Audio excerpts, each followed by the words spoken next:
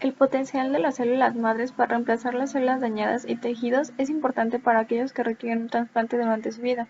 Las células madres son la materia prima del cuerpo, son las células a partir de las cuales se generan todas las células con funciones especializadas.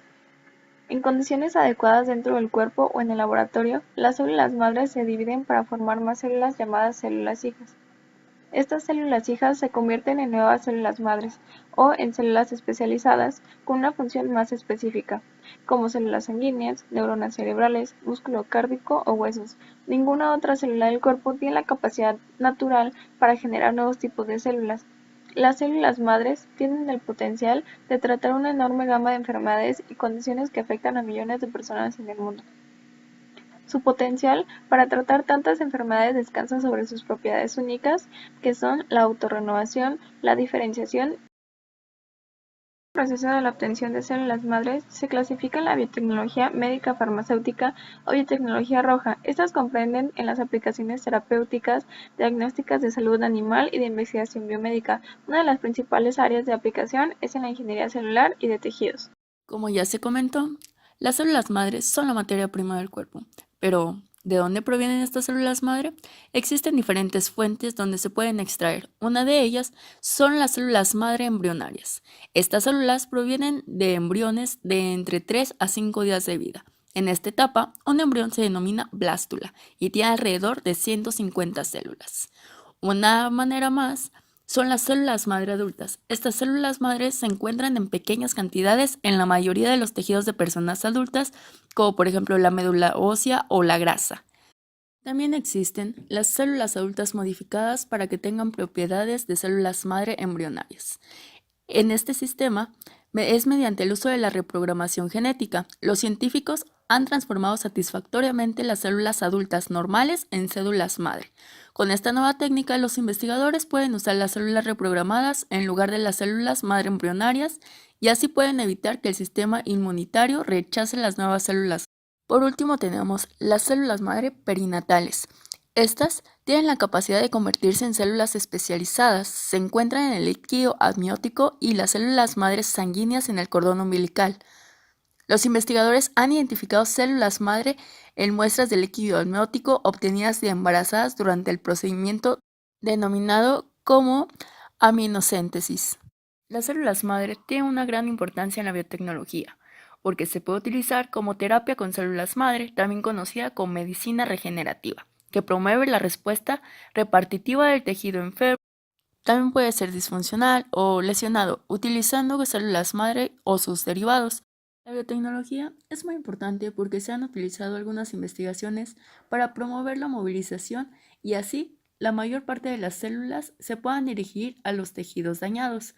Otro punto importante es la clonación terapéutica, también llamada transferencia nuclear de células somáticas, que aunque se tuvo un gran éxito con numerosas especies, no se ha logrado la clonación terapéutica con los seres humanos. Aspectos más importantes de las biomoléculas involucradas. Tenemos en primer lugar las proteínas. Los aspectos generales de las proteínas serían biopolímero de elevado peso molecular que se encuentra en todas las células vivas, formadas principalmente por carbono, hidrógeno, oxígeno y nitrógeno, aunque también se puede contener azufre y hierro, formadas por la unión de aminoácidos. Y en aspectos específicos se utiliza. De los carbohidratos podemos decir que es la fuente más barata y abundante de alimentos. Es la fuente primaria de energía metabólica y está compuesta por compuestos orgánicos como carbono, hidrógeno y oxígeno. En aspectos específicos podemos decir que de glucosa su absorción ocurre en dos etapas, con transporte del sodio con gastos de energía y transporte facilitado a la sangre sin gastos de energía. De D-galactosa se absorbe de la misma manera que la glucosa y de D-fructosa ingresa y abandona las células absortivas del epitelio intestinal mediante difusión facilitada. Las enzimas son catalizadores biológicos responsables de muchas reacciones químicas y proteínas globulares sintetizadas por organismos con función de aumentar la velocidad de las reacciones. Específicas, podemos decir que las enzimas son las células madres de la sangre del cordón umbilical que proporcionan lo necesario para el cerebro y para el resto del organismo, frenando así la enfermedad. Las madres no pueden tener microorganismos participantes porque estos afectarían su funcionamiento. Pueden ser contaminadas por bacterias o virus que se encuentran en la sangre, en algún órgano o en el líquido amniótico. En este último pueden causar hasta malformaciones en el embrión. En estos casos se debe tener en cuenta el tipo de contaminación y el número obtenido de células ante el caso de contaminación por microorganismos. Debe realizarse un biograma para establecer los antibióticos a los que muestra sensibilidad a la bacteria. Las células madre del cordón umbilical no han estado expuestas a enfermedades o contaminantes del medio ambiente, por lo tanto, tienen un menor riesgo de infecciones virales transmisibles. Desarrolla como consecuencia de la destrucción de las células beta del páncreas. Los islotes pancreáticos, estructuras en donde se encuentran las células beta, se ven crónicamente atacados por un infiltrado de las células inmunológicas reactivas, llamado insulitis, que se sitúa alrededor de estos y aumenta a medida progresiva la enfermedad. Posteriormente, y debido a un cambio homeostático, que es una tendencia a los organismos vivos, y a otros sistemas a adaptarse a nuevas condiciones y a mantener el equilibrio a pesar de los cambios. Los mecanismos que contribuyen a la destrucción de las células beta son principalmente los mediados por la infiltración linfocítica. Los linfocitos T actúan contra los antígenos de las células betas y provocan daño celular. Estas células T incluyen las células que causan la lesión tisular mediante la activación de los macrófagos, linfocitos T, que destruyen las células beta directamente y secretan citocinas que también activan los macrófagos. Los autoantígenos pancreáticos de las células beta son los blancos de destrucción inmune de las células beta y se encuentran involucrados en la destrucción celular. Uno de los marcadores inmunológicos más comunes en los seres humanos y animales con diabetes autoinmune es la presencia de autoanticuerpos y células T autorrecreativas dirigidas con autoantígenos de la célula beta como la insulina, anticuerpos contra el ácido glumático, deshidrogenasa, antígenos de las células insulares, etc.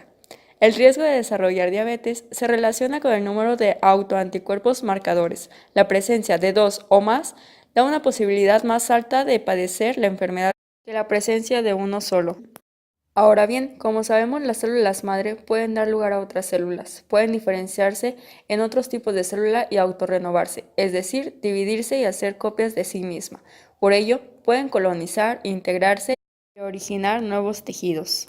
La propuesta que se tiene es la modificación genética de las células madre, separados los linfocitos y cultivándolos en la sangre proveniente del cordón umbilical, al ser esta una fuente rica de células madre, para así integrarlo nuevamente a la persona afectada y que de esta manera evitar la autoinmunidad y promover la regeneración de las células beta y así poder obtener una mayor producción de insulina.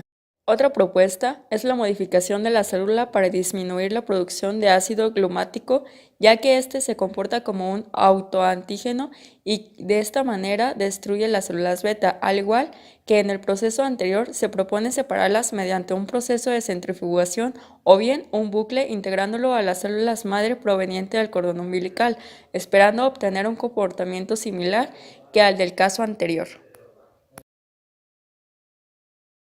Todas nuestras células funcionan a base de energía llamada ATP, que significa adenosil trifosfato. Sin esta, nuestras células son incapaces de realizar sus funciones y por lo tanto dejan de trabajar. El conocer los metabolismos que intervienen en las células madre nos permite saber la obtención de energía química útil para la célula, que se adquiere por degradación de nutrimentos que se forman del exterior y se almacenan como reserva. Estos fabrican sus propios compuestos a partir de nutrientes que serán usados para fabricar estructuras que permiten el desarrollo del embrión y del ducto del cordón umbilical. La biotecnología representa un campo de estudio gigante, que a pesar que hay muchos avances en la actualidad, también hay muchas cosas en las cuales nos tenemos que enfocar para descubrir y mejorar. Se pueden tener decenas de tareas a su cargo, pero lo más importante es que cada una de ellas genere avance científico fundamental para el desarrollo de la vida humana en muchos aspectos del mundo.